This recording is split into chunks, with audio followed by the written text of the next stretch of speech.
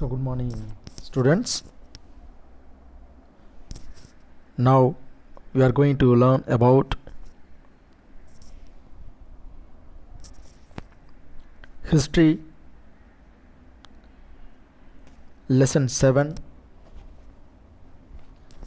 state and society in medieval India. First of all,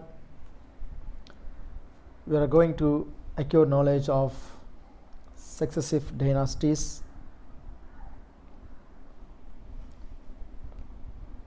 and political outcomes of the Cholas to the Mughals in the medieval period, influence of Islam and Islamic states, and the socio-cultural life of the people, and administrative changes during Cholas, Pandya, Pallava and Vijayanagar rulers in south.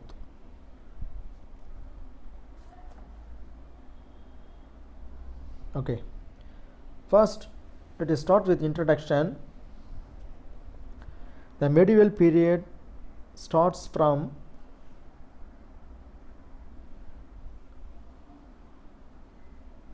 seventh century to 18th century.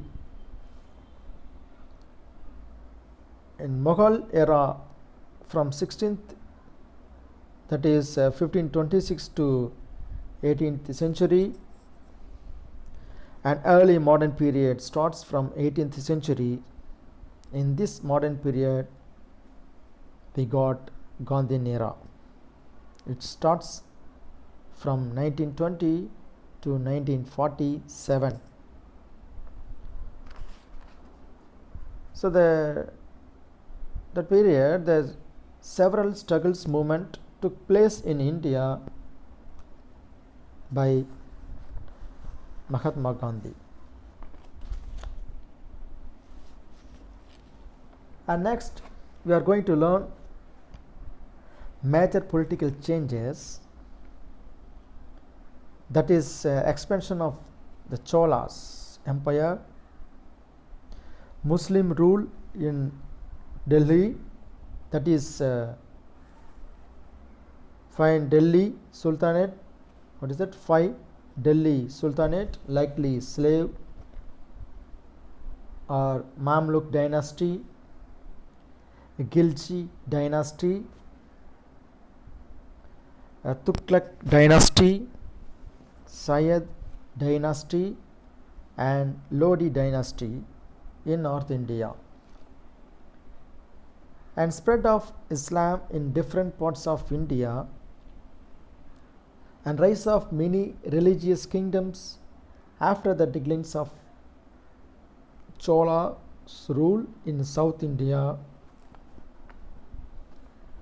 which exercised authority by the Vijayanagar rulers. And then the consolidation of Muslim rule, and under the Mughals, that is arrival of Babur in the year of 1526. It is a turning point in Indian history. So the Babur who defeated Ibrahim Lodi, the last Lodi ruler of the Delhi Sultanate, and the consolidated the Mughal ruler in India.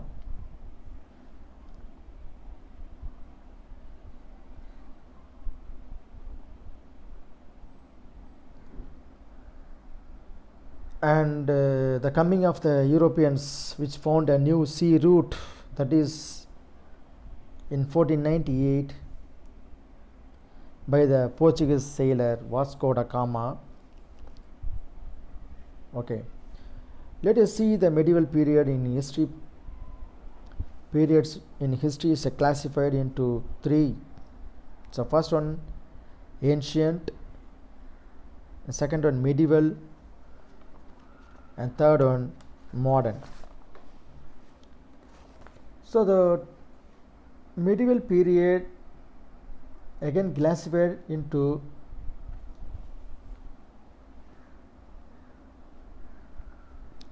so first one is medieval, early medieval period and later medieval period. The early medieval period starts from the 7th to 12th century, and the later medieval period starts from 13th to 18th century. After that, the 18th century, that period began modern period, where we got a lot of mandamus changes as we are living in the computer world. The period before the 7th century is called ancient period, where civilization started in the historians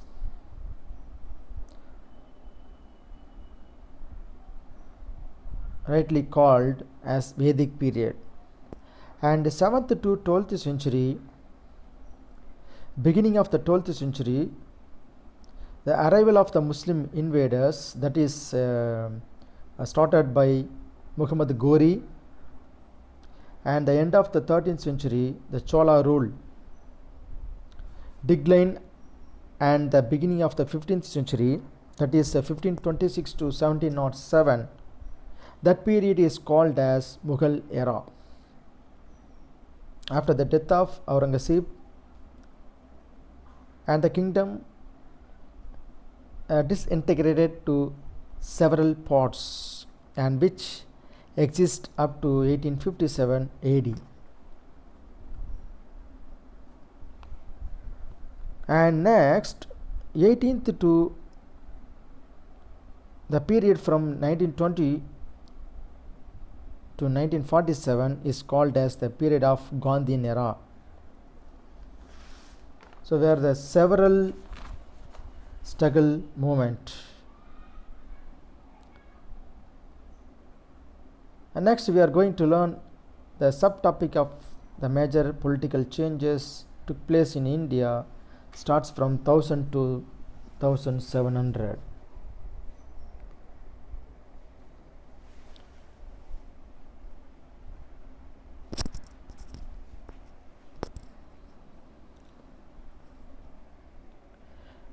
The North India, the advent of Islam, Muslim rule was established in Delhi in the end of the 12th century by the Muhammad Ghori. The impact of Muslim rule was felt during the reign of Alauddin Khilji from 1296 to 1316. Alauddin Khilji occupies an honorable place both as conqueror and an administrator. He destroyed all claimants to the throne, and he was the first Sultan of Delhi who did not pass Islamic principles in matters of state. And next, Chola Empire in South.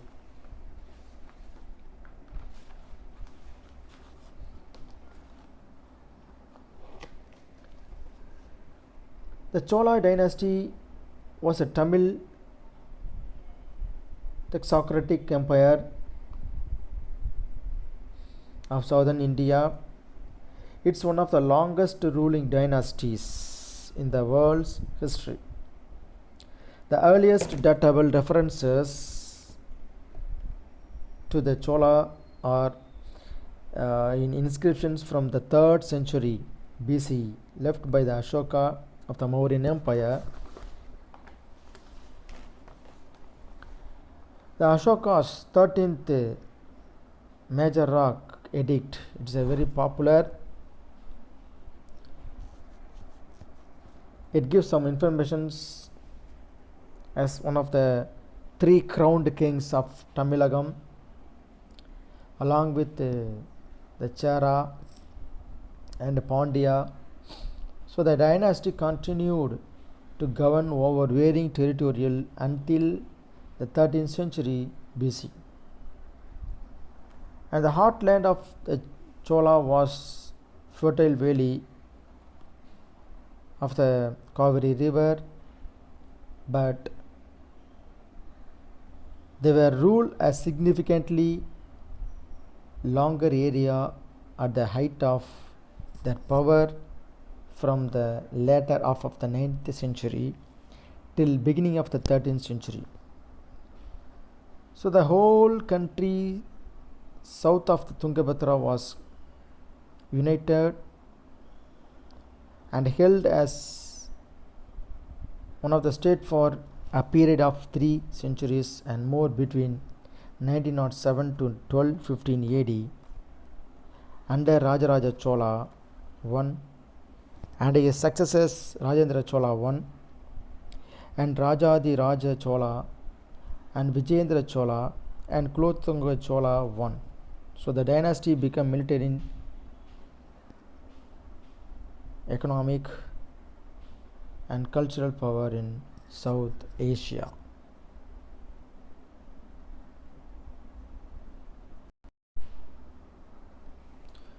Administration, culture and civilization of Cholas. The king was head of the administration and he have all powers were concentrated in his hands. So the image of kings and their wives were also installed in various temples which indicated that they believed in the divine origin of kingship. So the Chola rulers were not despotic and they accepted the welfare of their subjects as their primary duty, and the Chola rulers started the practice of electing their such successor during their lifetime, and the king was assisted by ministers and other high officials of the lands as jagirs. So the Cholas were maintained powerful armies and navies, and the infantry, the cavalry and the war elephants constitute the main parts of the army, and the Cholas they were spent huge amounts to maintain an efficient cavalry and imported the best horses from Arab countries to equip their army, and they were credited to maintaining a strong navy both for offensive and defensive purposes. And they went first to the Cholas among the Indian rulers, and they did not observe the Hindu morality of warfare via dharma yuddha, and the soldiers were engaged themselves in loot, destruction, killing of civilian population and dishonoring of their women during warfare, and the primary source of the income of the state was land revenue. Actually, the land revenue was mostly 1/3 of the produce and was collected both in cash or kind. So the Chola tried their best to develop artificial means of irrigation. So they were built several dams on the river Kaveri and also constructed lakes for the purposes of irrigations, and besides land revenue, taxes on trade, various professions, forces, mines, irrigations, salt, etc. And there were other sources of the main income of the states. The main items of the expenditure of the state were the expenses of the king's palace and the army, the civil services and the public welfare works. And after that, the empire was divided into mandals, and there were 7 or 8 in number. So mandals were divided into nadus, and nadus into kurams or kotams. So every kotams were consisted of several villages which were similar unit of administration, and the arrangement of local self-government has been regarded as the basic feature of the administration of the Cholas.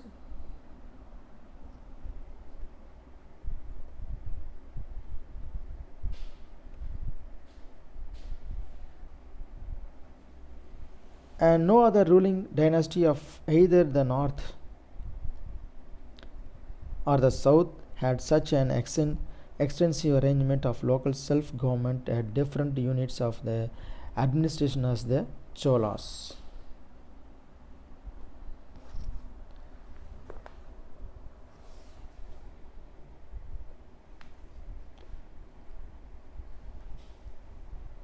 It had the provision of the local self-government beginning from the village up to the mandal level at the top.